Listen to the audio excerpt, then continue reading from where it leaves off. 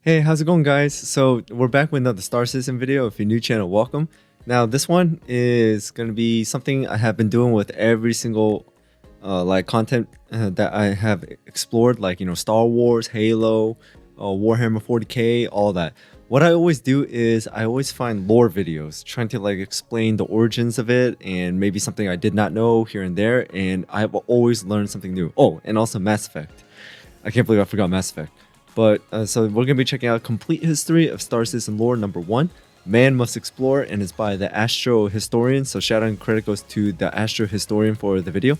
Now, for clarification, this was not recommended to me or anything like that. As I started getting to Star Citizen a bit more, I want to explore the history behind it and things like that. So I just typed in Star Citizen Lore on YouTube, and this was actually the number one find, the Astro Historian, his channel, or his or her channel, and there was playlists, and looks like he puts out a lot of videos, and he breaks down certain topics, companies, because I think he just talked about the Drake Interplanetary. So I'm really excited to see what this video has in store, and maybe just seeing how Star Citizen came to be on the lore side, I mean.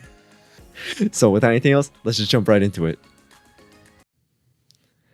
First steps, EVA 1. Dave Scott descends ladder to surface, Apollo 15. On July 30th, 1971, a little past 10 p.m. Greenwich Mean Time, a lone figure descended a fragile spacecraft onto the surface of Earth's moon, Luna, in what is known as Hadley Ryle.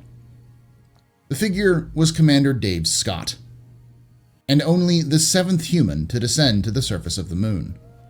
As grainy television signal was broadcast of his first steps on the dusty soil, he gave a small speech, as was customary for the first steps on the moon at that time.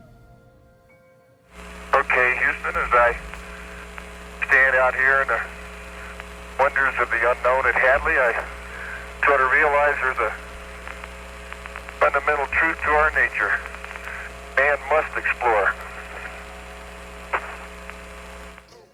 This comment on human nature would be far more true than Commander Scott would realize, as 300 years later, humans had pushed the bounds of exploration to extend the entire solar system and were about to take their first steps in the light of another star. Welcome to the complete history of the Star Citizen universe.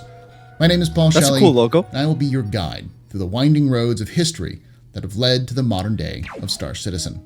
All right, Paul. During the early 21st century, humanity was at a crossroads. Overpopulation combined with resource shortages were wreaking havoc on the nation-states of Earth.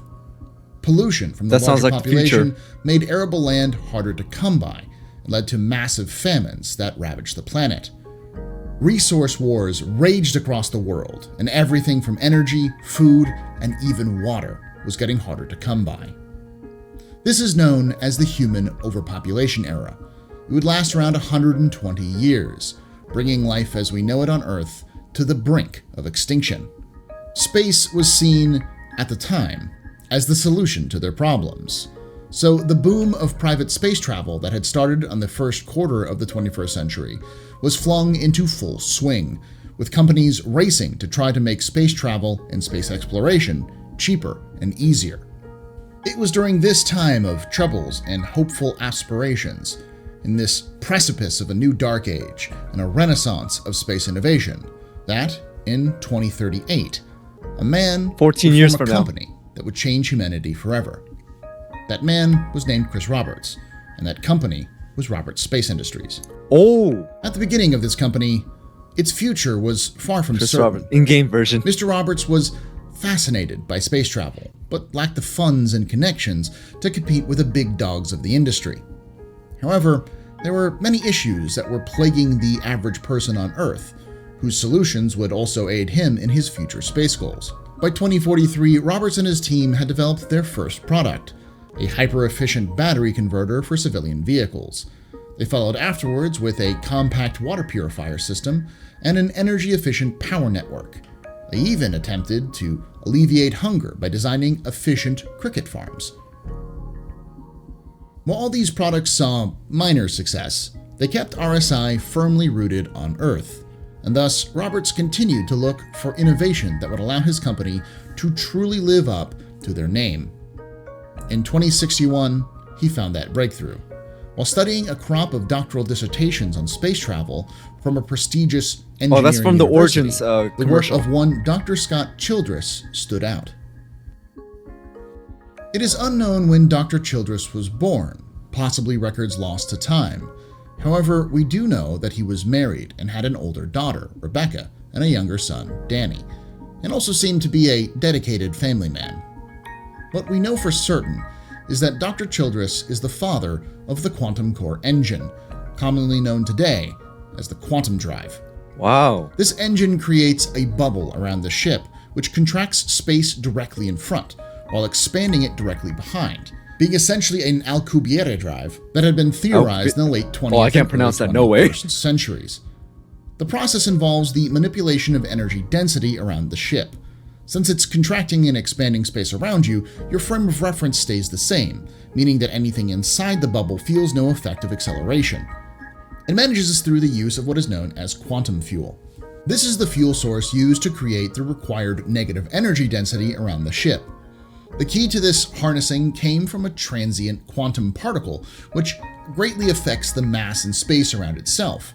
This was first discovered in large particle colliders on Earth in the early 21st century, but were difficult to capture because they were very fleeting. The key was to use specific trans-isotopes, likely iridium and other radioactive isotopes, where these transient quantum particles could attach themselves for a slightly longer duration. Scientists could then separate these particles from the isotope and store them for future use. Okay, we're starting to get a little chemical and physics and all that, so I'm starting to go, huh? Because I did take physics classes in college because it was prerequisites to some of my other courses. I mean, I did, believe it or not, I did have fun a little bit because the professor was very kind. She was very understanding. She always gave extra support and help if needed, which I personally needed. And I passed the class with the A-, which I was dumbfounded because I didn't think like someone like me could pass a very difficult subject like that. I did take chemistry. I forgot what it was, but it was kind of like somewhere between an intro and intermediate class. Did pretty well. I mean, I passed with the B, and I was happy with that. But anything higher than that was a big no for me. So. While it isn't directly specified, it is likely that Dr. Childress was the first to come up with a practical way to harness the power of these transient quantum particles into creating the quantum bubble around a spacecraft to allow for greatly increased space travel. However, there were still limitations. Dr. Childress's first proposed drives would not be able to achieve more than 1% of the speed of light. A large amount of power was required to convert this quantum matter into negative energy field. Such a field generates a significant amount of heat. The continued operation of the drive creates more heat than almost all ships have the ability to absorb, but the larger the ship, the greater capacity for both power generation and cooling, so heat doesn't build up as quickly as it would on a smaller ship. Still, this represented a huge advancement in the area of space travel, allowing for larger ships and less fuel to make longer journeys faster. As such, Chris Roberts contracted Dr. Childress and brought him on board the RSI team to develop his engine. While it's not directly stated, it can be implied that somewhere along the way, the US government became involved in the project, Of likely course. through NASA. After years of hard work and development, the drive was completed in early 2075. Oh, I thought And on May 3rd, 2075, the reason I said of course is because usually, sometimes when I think of like when the government gets involved, they usually take the technology or the property and claim it as their own, things like that. So I thought it was gonna have a negative repercussion, but never mind. It sounds like they aided Roberts and Dr. Childress into building the quantum drive. So, okay, my mistake. Dr. Scott Childress, and likely Chris Roberts, joined the President of the Why'd they United draw him like States that? in unveiling the quantum core engine. This invention radically changed humanity, opening up the entire solar system to exploration and exploitation. Soon, RSI would become the leader in space and colonization technology. Wow. They steadily improved quantum travel technology and helped to build the next generation of spaceships. While there is no date, it can be assumed that around this time, RSI began construction of its large ship manufacturing center at Earth's L5 point, designed to build massive spaceships capable of traveling the solar system with ease, and to bring back the precious resources that Earth needed to survive. They also began to work on their magnum opus, a technology that would rival the quantum core engine in its importance in human history: planetary scale terraformation. There was one part missing to their plans, one part that had been attempted many times but never successfully: artificial intelligence. The first record of AI dates back to Tokyo in 2044, just a few years after the birth of RSI. While the details are sparse, we can infer the closest that in we got is 2044, ChatGPT. some form of AI was installed, either in the cars or the traffic systems of the city. In a disaster known as the Lemming Car Incident, the AI malfunctioned and caused 12,456 deaths and countless injuries, making it one of the worst disasters in the 21st century. That's Despite crazy. the setbacks, the scientists and engineers of RSI firmly believed they had a solution to the problem. It's very likely that RSI would use newer AI systems after 2044 in their quest for another major goal in human space colonization.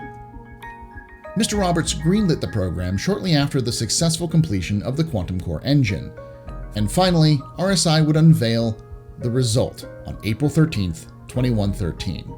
It was called an atmospheric processor.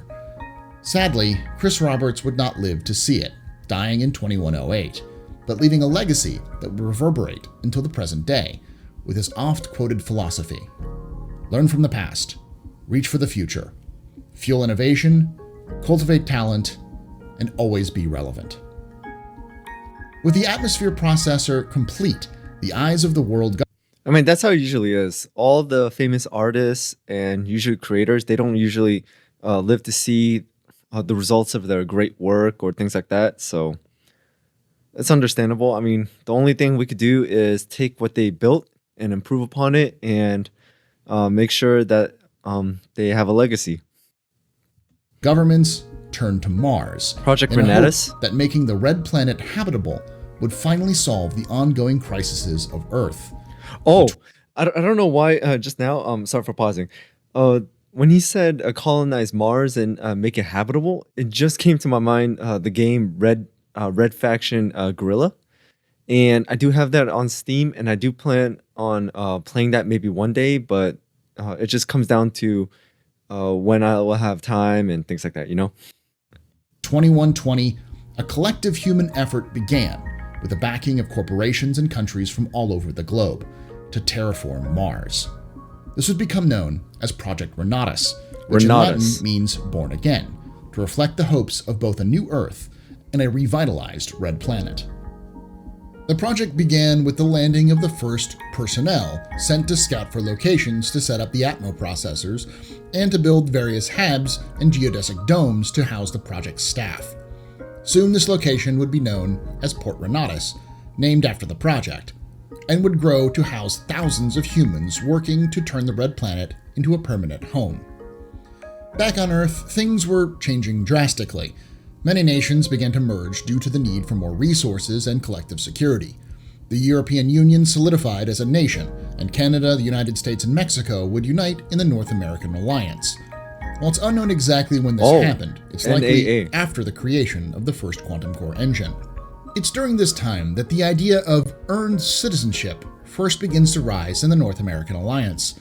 Likely as a result of the resource wars, the NAA needed soldiers, and to sweeten the pot, they offered NAA citizenship to any who fought in the new United Army, of course, giving them voting rights for the overall government beyond their native nations. This was a controversial decision, some seeing it as elitist, while others seeing it as a means to reward those who wanted to build a stronger nation. Still, this would be the foundation of the citizenship system that dominates the UEE today. These changes would illustrate the growing need for Renatus and a growing global alliance of various nations who are beginning to realize just how close the species was to the edge of oblivion. The best way to avert it was not alone, but together. And soon, the Renatus project became the symbol of a new, united humanity, a multiplanetary species free from the restraints of our home planet. As a result of this, within 5 years, the project was nearing completion. The Atmos processors had not only managed to increase the air pressure, but make the atmosphere breathable. And by 2125, yeah, it really is humans reminding were me of the game walking Red on the Faction. surface of the red planet without any protection, breathing Martian air. It all seemed like humanity was about to accomplish yet another stunning feat in the conquest of space. Then, 2 days away from the process being labeled as a total success, at 0438 Eastern Standard Time, something went terribly wrong. No one knows exactly what happened, but what we do know is that none of the workers were wearing protective equipment, and the incident happened so fast that no one raised the alarm or sealed the ventilation ducts. What happened? 4,876 workers, engineers, and scientists on Mars were killed as a rapid collapse or reversal of the Atmo processors caused the red planet to once again be hostile to life. Oh, While it took time for the nations and corporations of Earth to So it's an discover environmental what went thing. wrong, eventually it was revealed, after a 10-year-long investigation by various media outlets, 10 years? that at the heart of the Renatus project was an experimental AI. It was likely the reason for the rapid pace of development, and also the likely reason for the sudden failure. So an This AI incident caused all further this. soured the public on the idea of AI being developed further, but was never proven to be the reason for the ultimate fate of Project Renatus. However, it wouldn't stop the need to make Mars a fully habitable planet to alleviate the problems of Earth. So eventually, the nations of Earth returned to Port Renatus, buried their dead, and began again, this time without the help of AI. It would take over 30 years to perfect the process as a result. However, the work needed to continue, not only for the future of humanity, but to honor those 4,000 plus people who had already died attempting to breathe life into the red planet. So in honor of them. While Project Renatus painfully proceeded, the scientists of RSI were hard at work tackling their next big project. They had made the solar system reachable, built the tools to transform worlds, and now they wanted to make space travel affordable. Thus, in the 2130s, the Zeus program was formed, a project to design the first ever affordable spaceship, capable of taking off from Earth and traveling all over the solar system. By the mid-2130s, RSI was ready to test their first model, and proudly broadcast the first test flight on June 23, 2136. The ship blasted off into the sky, only to begin to rip apart. As the ship was leaving atmosphere, it exploded, killing the test pilot and embarrassing RSI. Damn. Another blow to their pride and the dreams of the future, barely 10 years after the public failure of the first Mars terraformation attempt using their technology. In desperation, So this is, I mean, like, I get it. Every big business and corporation has, like their moments where they go downhill really badly, but then they'll go back uphill. But I'm pretty sure this is the moment where RSI just went, oh my God, we're losing everything here and there. But however, considering that based on all the ship commercials and everything I've been seeing in Star Citizen, like some of the ships, the RSI Polaris, the Idris, things like that, they have been very successful. So I guess this is just one of their like bad moments, and clearly they did learn from them. Otherwise, we wouldn't see RSI in any of the current Star Citizen videos. RSI used its connections to the military, who had utilized the quantum core engine to build a small space fleet by the early 22nd century. Specifically, RSI turned to one of the best test pilots of that fleet, Michelle Solano, or Sal to her friends. She had extensive experience with the quantum core engine and held the honor of being the first person to quantum jump past Jupiter. Solano had been pressuring the military to train new Would you guys do that? I mean, for me personally, when it comes to test piloting, things like that, personally, I wouldn't. I know fortune favors the bold, but I don't know. Personally, I wouldn't do it. test pilots, as their pool of experienced pilots was small, and she knew that if the Zeus project was successful, they would need to expand the fleet with new top-of-the-line ships to maintain flight superiority with civilian expansion. She saw a partnership with RSI as the key to promoting her new pilot program.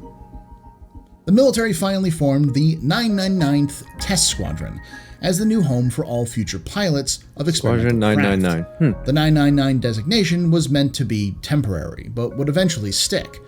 They also agreed to Looks like provide there's a valuable video about it. resources I might to look the into Zeus it. program to allow RSI to achieve their goal, with a catch.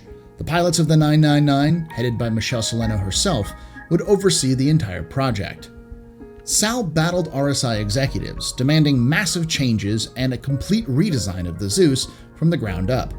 The process took almost a year to complete, but on March 19, 2137, Michelle Sal Soleno climbed into the cockpit of a brand new RSI Zeus to take it for a test flight.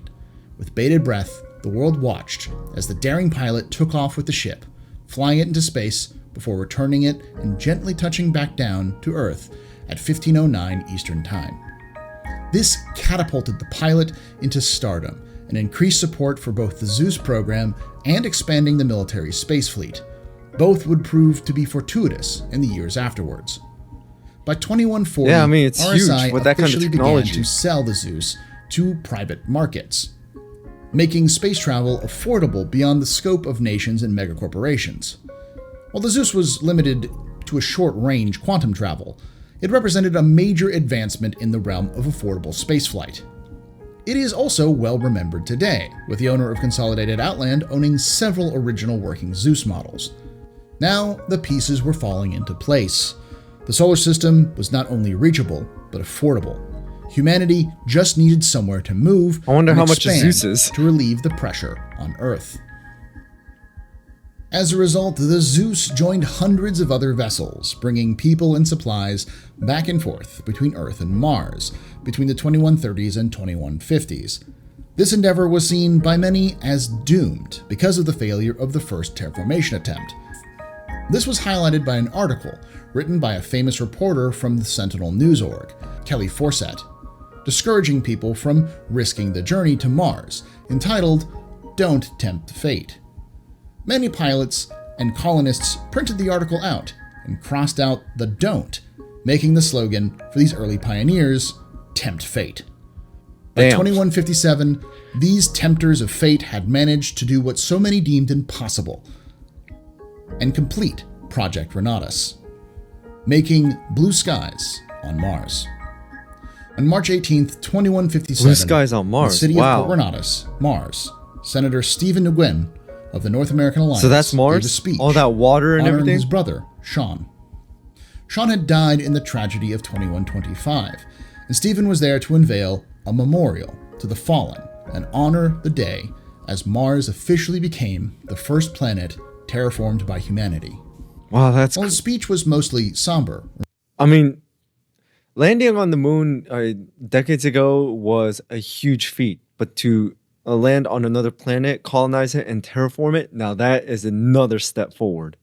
And that is crazy, but I don't think I'm going to live to see something like that. But it is just something cool to think about. And especially, you know, how like in movies like Star Wars, where we literally meet alien species and colonize, well, I don't want to say colonize, but at least interact with different forms of life and just also build cities on different planets. That is just something crazy to think about, but to experience that, that is unbelievable.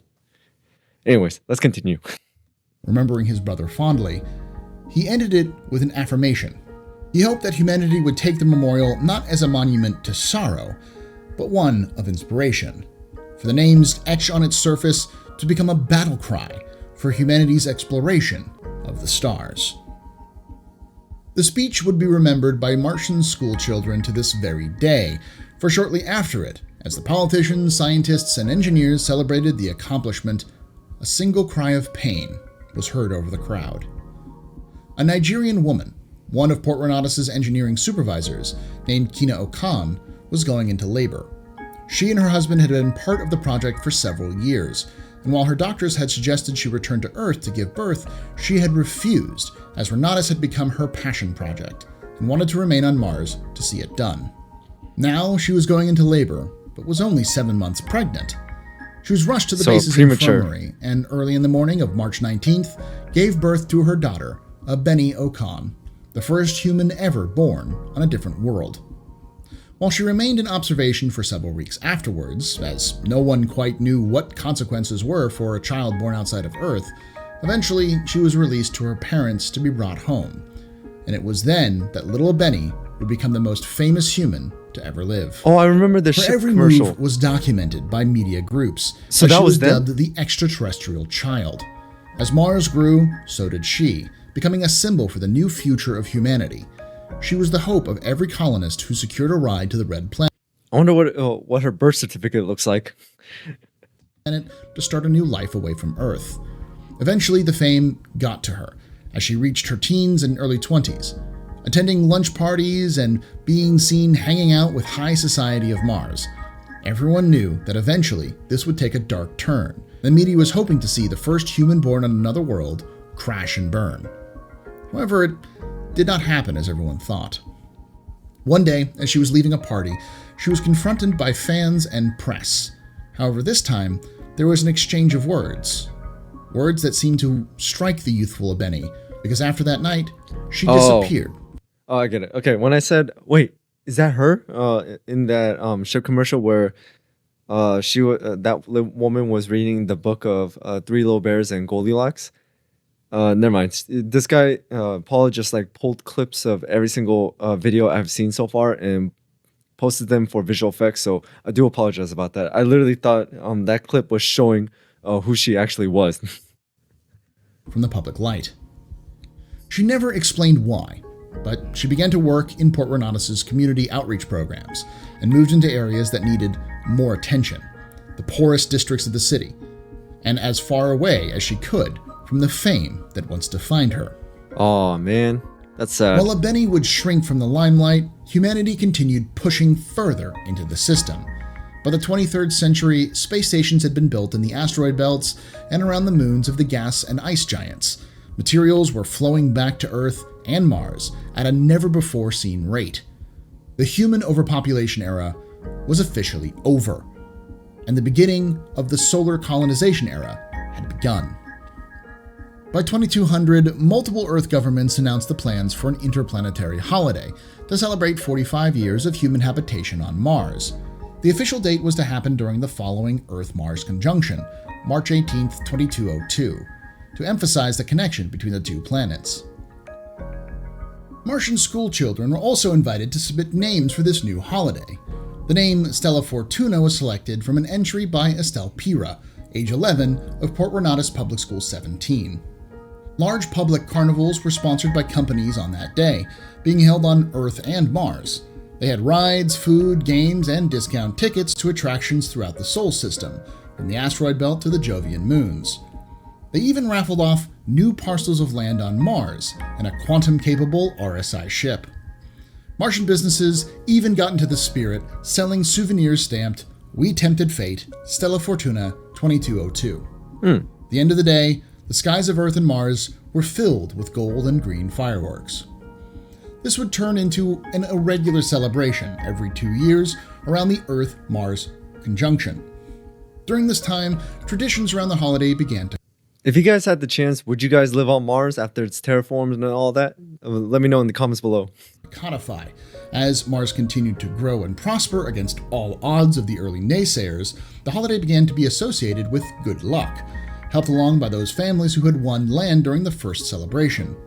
Business ventures would start on it, explorers would start their trips on it, even couples would get engaged on Stella Fortuna. By 2257, the majority of Earth and Mars governments declared the official date of Stella Fortuna to be March 15th every year, finally cementing the holiday as the first official interplanetary celebration in human history. During the first half of the 23rd century, progress was continuing ever forward. RSI continued its development of newer and better engines, managing to achieve speeds of 1/10 of the speed of light, or 0.1 c. With this came the development, likely, of one of the first purpose-built colony vessels, the RSI Chariot. It was built to house thousands of humans, tons of freight, and... I think Oh, I don't think I have that labeled yet. I was gonna see if Morphologist did a video, like a review video about that ship, because I did hear it like once or twice.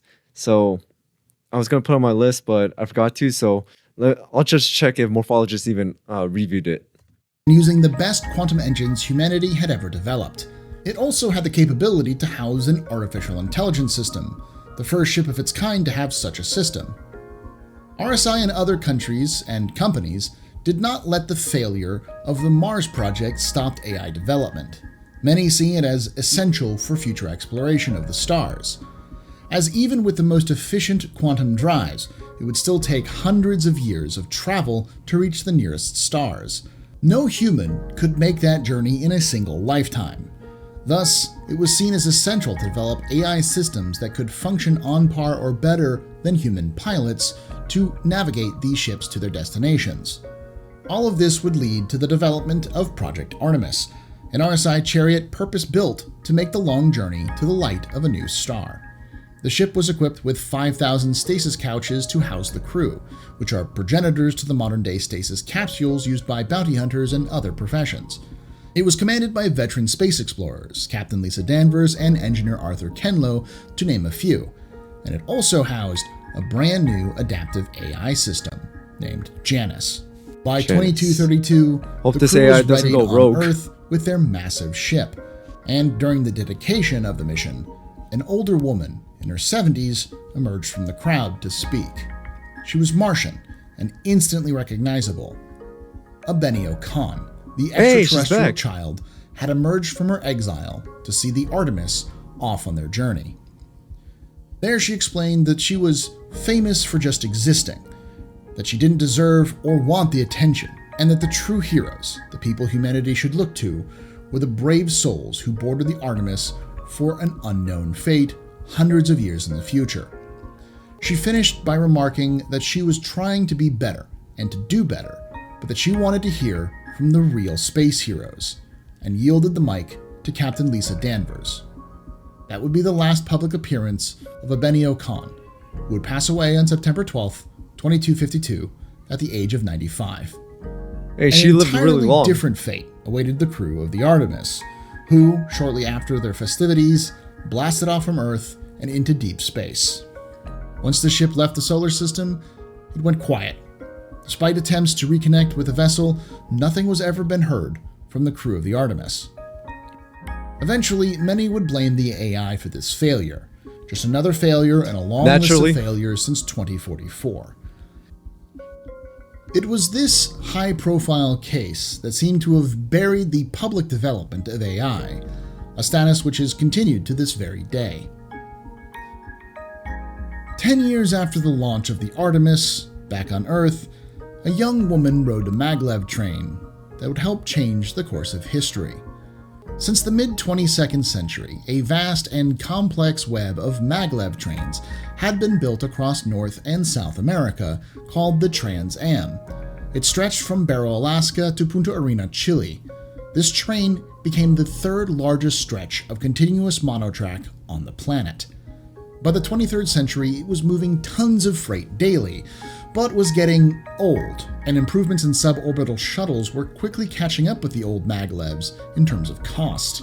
What complicated matters more was that the various government bodies responsible for the upkeep of the system all failed to generate enough interest and funding to retrofit the rails. Governments and their people were interested in faster quantum drives, staking their claims on Mars and the outer planets, and generally moving their influence into space. An aging, out-of-date railway was almost of no concern to the people of the Americas. That would all change when one plucky engineer figured out a solution. Her name was Alana Redmond, and she grew up on the line. Her mother was a shift manager aboard the train, so she would move from town to town frequently. Alana thought of this as a vital task, bringing the world together, because while information was easily able to be transmitted all over the system, it took people like her mom to make sure that everyone got the goods to where they needed to go.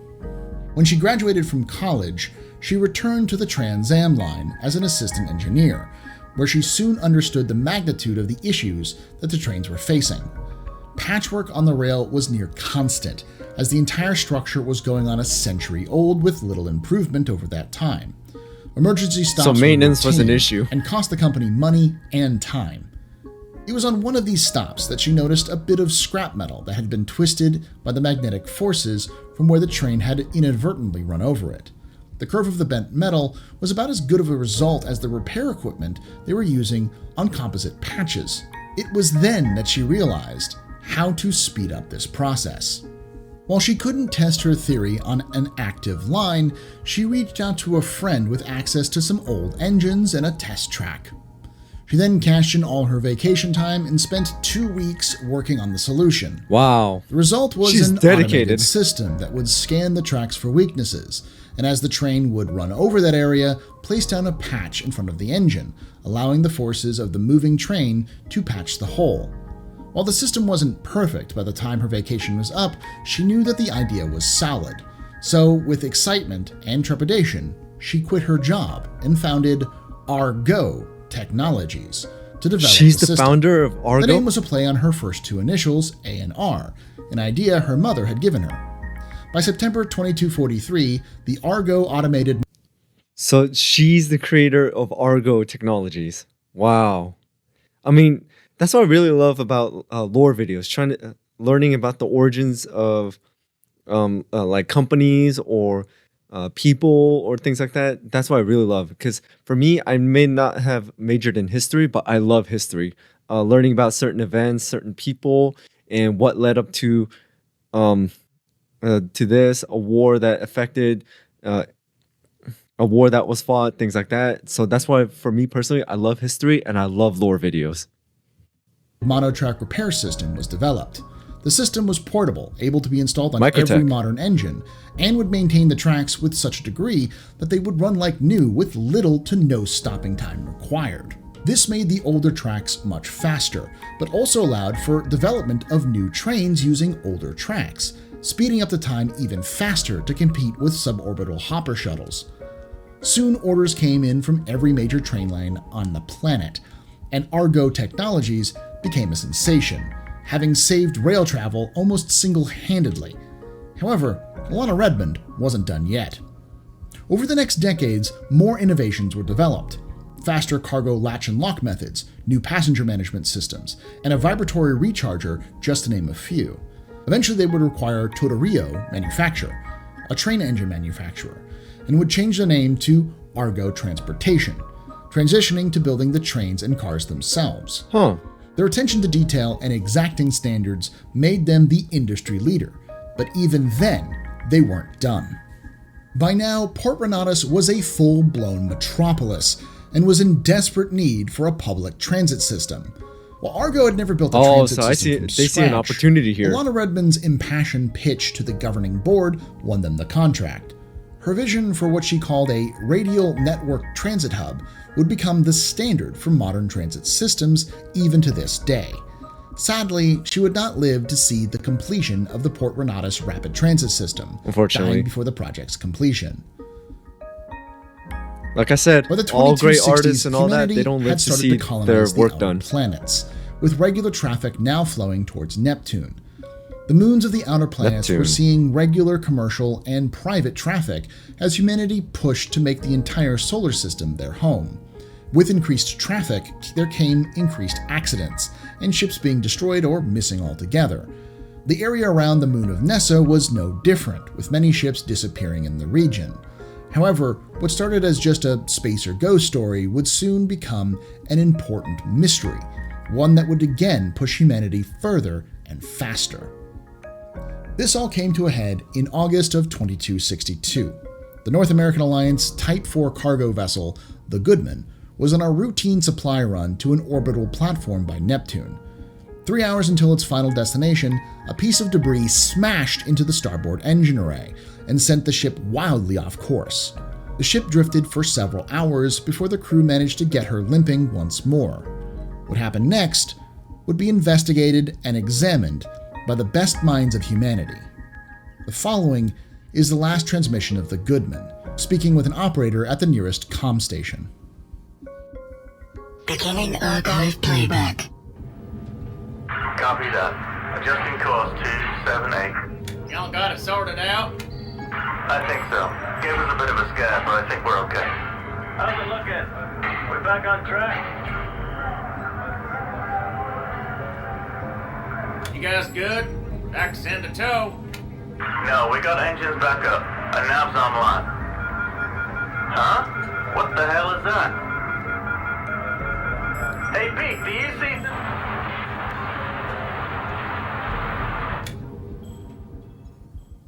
Signal lost. Investigations of her last known position found no wreckage, no survivors, nothing. The ship vanished without a trace near Neptune's moon of Nesso. The Goodman was not alone. 2 more ships would disappear in the same area as Maybe the Goodman pirates? under similar circumstances. Vandal? In both cases, more investigations were launched, but neither could find an answer. Out of frustration, the nations of the system declared the area a no-fly zone until they could figure out the disappearances. And the region began to be known as the Nesso Triangle. While many gave up trying to solve So basically the Bermuda Triangle, but in space. the mystery, one man would stick to it. He was an astrophysicist and a pilot named Nick Croshaw. He didn't know it, but he was about to make the biggest discovery since the quantum core engine almost 200 years before. What did he discover? Nick Croshaw started his investigation by looking for patterns between the various missing ships. After some time, he and his team discovered that each of these ships had something in common. They were old and lacked proper maintenance. As a result, their quantum core engines had similar variances in their operations, not quite correctly calibrated. He suspected that these mistuned engines were the key to the mystery, and soon realized that they were interacting with a previously undiscovered astral anomaly in the region. An anomaly he believed marked the beginning of a naturally formed traversable wormhole to another solar system, what he would dub a jump point. Oh. The key to accessing these jump points was in the So when they say no wreckage, no survivors, so those missing ships accidentally went into a jump point? Wow. faulty quantum drives. Working with I thought it was RSI, he pirates. helped design not only a device to simulate the conditions to open the jump point, but a small ship that was maneuverable and tough to survive any conditions he would encounter. This ship would become known as the X-7, and by 2271, it was ready for its first jump. On April 10th, 2271, Croshaw and the X-7 set off towards the opening of the jump point in the Nesso Triangle. Activating his modified engine, he watched as the massive opening of the wormhole appeared before him. He then pushed his ship into the opening and disappeared. Riding the eddies of the jump point, he eventually exited the anomaly into the light of another star. After taking some scans of the new star system, he then turned the X-7 back around and returned to Sol, emerging from the jump point, now being the first person ever to successfully navigate a jump point to and from another system. That's When crazy. he returned, he reportedly said, "Humanity has always been told to reach for the stars. Well, it looks like we may have finally caught one." The return of Croshaw from his first jump marked the beginning of a new age for humanity. Where before we were limited by our technology and distance, we could now reach distant stars in a matter of moments. And like Commander Dave Scott so eloquently said, there's a fundamental truth to our nature. Man must explore. So explore, man would. Thank you for watching. I'd like to thank the Patreons on screen now for their continued support. If you want to join them, I know for there's as a little part as two. $5, you can support future episodes of this series and get early access to videos from this series as well. I'd also like to thank the editor for this episode, Uri, who, without their help, this would not be possible. This is the most ambitious project I have ever attempted to make. I will be chronicling over 900 years of in-game history, much of it fragmented or incomplete, into a single long narrative. I know there's like a line. part 2, 3, Its and 4, purpose is so to give a I'll be better looking into those. context to the events and the universe of the game and more linear timeline format, which is easier to follow. Lastly, there's likely going to be some addendums, short changes added in this series as it goes, simply because retcons and additions to the lore are common for a game in development. Thanks again for watching. Remember to like the video to help spread the word, comment down below with questions or comments, and subscribe for future videos. Like I say every time, remember, ex historia ad astra. Okay, so that was a sizable video, almost 40 minutes long, but I enjoyed every single second of it. So we learned the origin of Arsi, Argo, and the first Martian-born baby or woman, human, human, and all that. So this was really great, and I know there's like part 2, 3, and he does have a playlist, so I'll be looking to that as well. But when it comes to in-game lore, I really like how it's also there is some correlation as to real life, because at the beginning he says the start of all this was because of human overpopulation, and that is a potential problem, or maybe a growing problem that we are seeing today, and things like that, you know, global warming, overpopulation, things like that. So sooner or later, and also he mentioned like AI, and if you see like certain movies like Terminator and things like that, AI will become a problem, and as you saw in the video, it did become a problem, and it cost tens of thousands of lives. So that's why I also really like how it takes some facts that actually could happen in real life and put it into an in-game. But I really enjoyed this video, so shout out and credit goes to the Astro Historian. I'll be checking out part 2 or 3, but just not today, because I have some things to do. I may be checking out other shorter videos, but long videos I have to save on certain days. But anyways, that's all I got for today. So thank you guys for tuning in. Thank you guys for watching. Hope you guys enjoyed this video. Hit that notification bell so you know when I drop another video. And also shout out to all my members, subscribers, viewers. You guys are amazing. You guys are the reason why this channel keeps on going. So thank you so much for that. So without anything else, I'll see you guys next time.